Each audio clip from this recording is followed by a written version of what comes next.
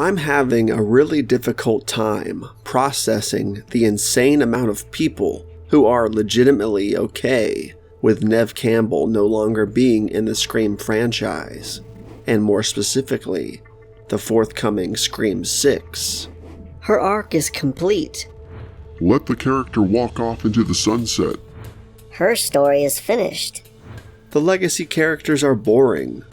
It's time for some new stories.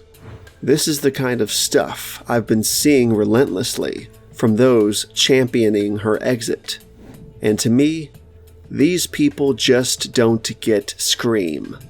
And if you're one of those people, sorry, not sorry. I'm not trying to be mean here, but I truly think that those who think Scream, as a franchise, can exist without Sidney Prescott are either lying to themselves, delusional, or again, don't get Scream. Perhaps a combination of all three of those things. I don't know. What I do know is this: Sidney Prescott is the Scream franchise.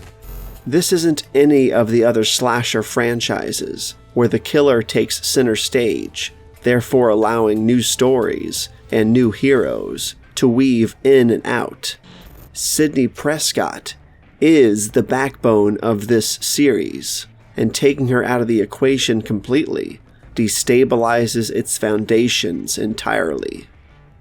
Unlike other respective heroines, such as Sally Hardesty, Nancy Thompson, or Laurie Strode, Sidney lies at the core of the franchise because she, herself, was the motivation for the original murders specifically, a theme that carried on with Scream 2, Scream 3, and even the fourth film.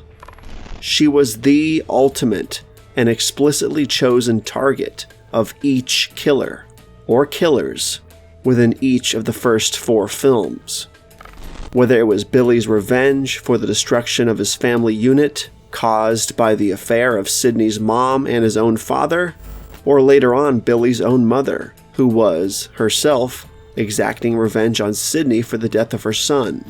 In Scream 3, we got the familial connection, learning that the mastermind behind all of this was Sidney's older half-brother, seeking his own revenge on Sidney for the childhood stolen from him. And in the fourth film, we got yet another familial connection in the form of Sidney's own cousin attempting to kill Sidney in an effort to steal the show, as it were, and find her own crooked form of fame and fortune. Whether you liked these plot threads or not, the one thing that they all had in common was Sidney Prescott and the efforts to destroy her. Sidney Prescott isn't Sally Hardesty, who simply fell into the clutches of Leatherface by chance. She's not Nancy Thompson, who just happened to be another name on Freddy Krueger's list of Springwood teenagers to slaughter. And she surely isn't Laurie Strode, whom, depending on which continuity you prefer, was either Michael Myers' target by chance when she dropped off the key at his house, or was actually his sister, whom he targeted because he, for whatever reason, needed to kill everyone in his family. Either way, even though you could say that the Halloween series began as a Laurie Strode-centric series, where she was in fact the explicit target of Myers, in the same way Sidney was with Ghostface, I would have to argue that, for the chance angle, he was only after Laurie Strode because he became infatuated with her after she dropped off that key. It was not a revenge plot. As far as the sibling angle is concerned, although she would have been his target during that initial rampage, she would have just been another name on his familial list, and not some exclusive target. And again, certainly not a revenge plot. We see this play out down the road with Halloween 4, where Laurie Strode has been killed in an off-screen car crash, and Myers is now after the next family member in line, her daughter Jamie. To me, this shatters any idea that Sidney Prescott is anything like any of the other slasher movie heroines. She is absolutely not. As far as I'm concerned, Sidney Prescott exists on an island by herself because she was, and has always been, the absolute point, pun intended, of the Scream films, and the ultimate motivation of each film's killer, or killers. It wasn't until this newer entry, Scream 5, I'm not calling it Scream, give me a break, that she sort of took a back seat to the newer cast, which I did have a problem with.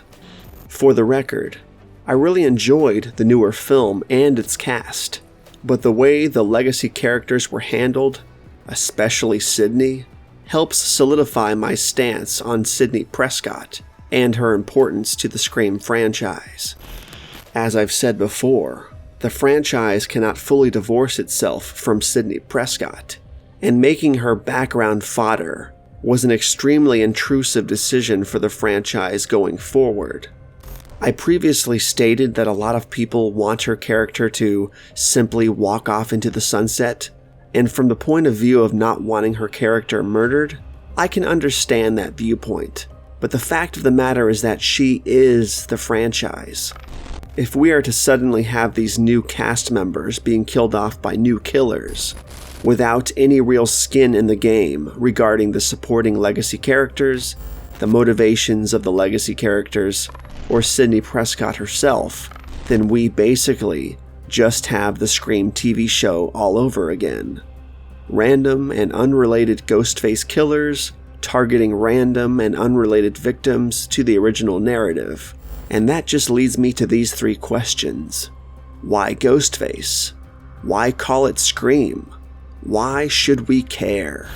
Sidney Prescott is the DNA of the franchise, the heart and soul of Scream, and it ends with her.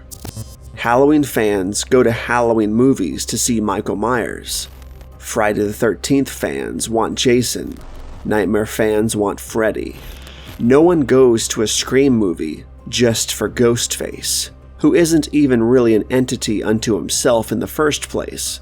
But irregardless, Scream fans flock to Scream movies for Sidney Prescott and the legacy characters, whom we've been on this journey with since 1996. I would also like to point out that Sidney's story is not complete. If her character had walked off into the sunset at the conclusion of Scream 3, and we never got another sequel, her journey would have been inarguably finished, with a good sense of completion and satisfaction.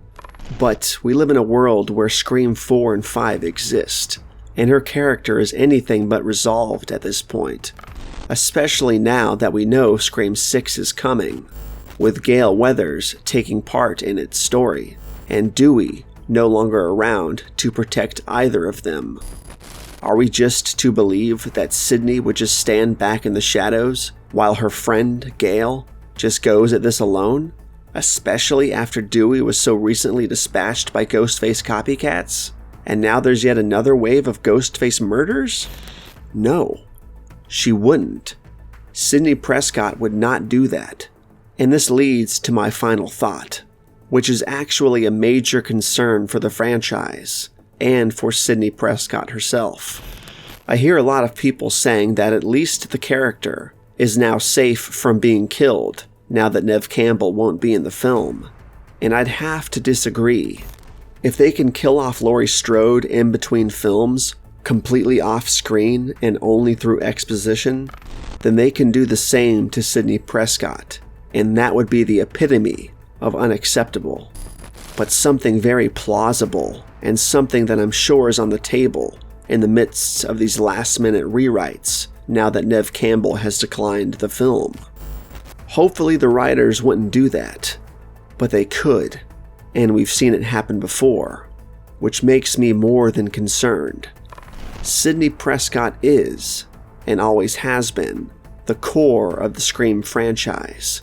Unlike any other final girl of any other horror franchise, and without her, Scream just ceases to be Scream.